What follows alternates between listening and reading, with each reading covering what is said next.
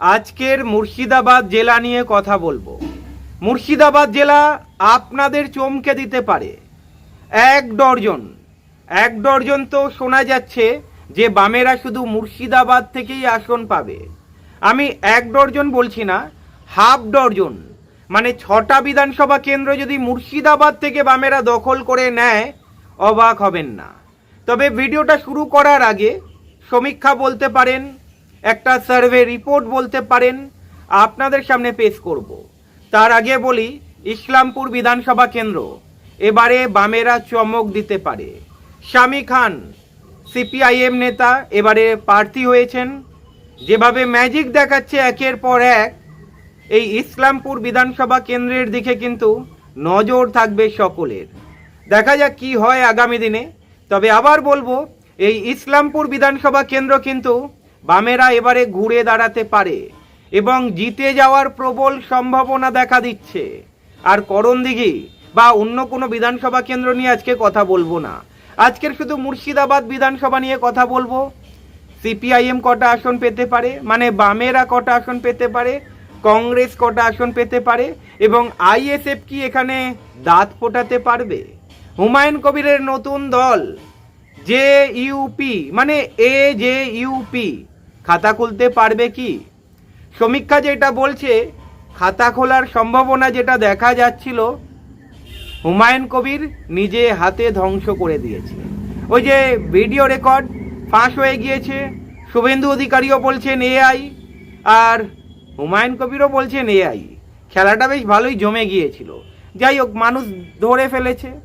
যাই হোক, বেশি কথা না বলে আমি ডাইরেক্ট পয়েন্টে যাই। এবারে মুর্শিদাবাদের হাওয়া কিন্তু অন্যরকম বইছে। আপনারা হয়তো অনেকেই শুনেছেন তৃণমূল বিজেপির মধ্যে সেটিং রয়েছে, কিন্তু মুর্শিদাবাদে যদি যান, মুর্শিদাবাদের মানুষের সঙ্গে যদি কথা বলেন, মুর্শিদাবাদের মানুষ কি বলে জানেন? যাহা তৃণমূল তাহাই কংগ্রেস। মানে কংগ্রেস ছেড়ে অনেকে তৃণমূলে যোগদান করে, আবার তৃণমূল ছেড়ে অনেকে কংগ্রেসে যোগদান করে। মেলবন্ধন ভালোই রয়েছে। যেমন বিজেপি তৃণমূলের মধ্যে দেখেন দল বদল, একইভাবে মালদা মুর্শিদাবাদে কংগ্রেস তৃণমূলের মধ্যে। যার ফলে এই কংগ্রেসের সঙ্গে বামেদের সমঝোতা না হওয়াতে সব থেকে বেশি যদি লাভবান হয়ে থাকে কোনো দল, সেটা হচ্ছে বামপন্থীরা। এবারে রানীনগর বিধানসভা কেন্দ্র, এই রানীনগর বিধানসভা কেন্দ্রে আমরা দেখেছি একের পর এক জনসভা, একের পর এক যোগদান। এবারে কিন্তু খেলা জমিয়ে দিচ্ছে। জামাল হোসেন যথেষ্ট আশাবাদী এবারে রানীনগর সিপিআইএম জিতবে। আর কংগ্রেসের সঙ্গে জোট না হওয়াতে সিপিআইএমের হাওয়া কিন্তু অনেকটাই বাড়ছে। আর যেটা শোনা যাচ্ছে, রানীনগরে তৃণমূলের ভোট কংগ্রেসের দিকে যেতে পারে অনেকটা। 1 নম্বর ব্লক রানীনগর, 1 নম্বর ব্লক সিপিআইএম তো প্রায় ধরেই রেখেছে। এবার 2 নম্বর ব্লকের দিকে সিপিআইএমের চোখ পড়েছে। আর খেলা যেদিকে ঘুরছে, সিপিআইএম নিজেদের পকেটে ভরতে চলেছে এই রানীনগর বিধানসভা কেন্দ্রটা। ডোমকল বিধানসভা কেন্দ্র, মুস্তাফিজুর রহমান, আমাকে আর বলতে হবে না যে হাওয়া উঠেছে, যেভাবে একের পর এক যোগদান। আর আগেই বললাম, কংগ্রেসের সঙ্গে সমঝোতা না হওয়াতে সব থেকে বেশি লাভবান হয়েছে বামেরা। আর মুর্শিদাবাদে আগাগোড়াই লাল ঝান্ডা ওড়ে, বামেদের মাটি শক্ত। 2026-এ ডোমকল বামেদের দিকে আসার সম্ভাবনা রয়েছে। জলঙ্গি বিধানসভা কেন্দ্র, এই জলঙ্গি বিধানসভা কেন্দ্রেও এবারে কিন্তু খেলা ঘুরিয়ে দিতে পারে। জলঙ্গি বিধানসভা কেন্দ্রটাও বামেদের দখলে আসতে পারে। হরিহর বিধানসভা কেন্দ্র বামেদের দখলে আসতে পারে। দেখা যাক কতদূর কি হয়। তবে সম্ভাবনা প্রবল বামেরা এই হরিহর বিধানসভা কেন্দ্রটাও দখল করবে।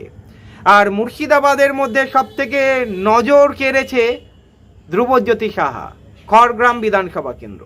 এই খড়গ্রাম বিধানসভা কেন্দ্রে কিন্তু বামেরা এবারে হাওয়া বদল ঘটাবে। কান্দি বিধানসভা কেন্দ্র ধীরে ধীরে শক্তিশালী হচ্ছে। এবারে দেখা যাক আরএসপি প্রার্থী কি করে, ওখানে সময় সব বলে দেবে। এমন অনেক বিধানসভা কেন্দ্র রয়েছে যেখানে বামেরা কিন্তু ধীরে ধীরে নিজের মাটি শক্ত করছে। ভগবানগোলা বিধানসভা কেন্দ্র, অবাক হবেন না, বামেদের দখলে এলেও অবাক হবেন না। আর একটা বিধানসভা কেন্দ্রের নাম বলবো, আপনারা চমকে যেতে পারেন। নবগ্রাম বিধানসভা কেন্দ্র। এই নবগ্রাম বিধানসভা কেন্দ্র কিন্তু এবারে বামেদের দিকে ঝুঁকতে পারে। আর এসডিপিআই, আপনারা বুঝতেই পাচ্ছেন কোন বিধানসভা কেন্দ্রের কথা বলছি। সাগরদিঘি বিধানসভা কেন্দ্রে এবারে ঝড় তুলবে। এই সাগরদিঘি বিধানসভা কেন্দ্রে মিলিয়ে নেবেন আপনারা রেজাল্টটা কি হয়। আর আইএসএফ এর কথা যদি বলি, রেজিনগরে আইএসএফ এবারে নিজেদের থাবা বসাতে চলেছে, সম্ভাবনা প্রবল রয়েছে। আর কংগ্রেস মুর্শিদাবাদ থেকে 5 থেকে 6টা আসন কংগ্রেসও দখল করতে পারে। প্রশ্ন আপনাদের কাছে রাখলাম, কোন কোন বিধানসভা আপনাদের মনে হচ্ছে কংগ্রেস এবারে মুর্শিদাবাদ কেন্দ্র থেকে দখল করতে পারে? আইএসএফ কোন কোন কেন্দ্রে, 2টো কেন্দ্রে প্রার্থী দিয়েছে, কতটা প্রভাব বিস্তার করতে পারে? প্রশ্ন আপনাদের কাছে রাখলাম। আজকে লাইভ প্রোগ্রামটা এখানেই শেষ করলাম, আবার কথা হবে আপনাদের সঙ্গে।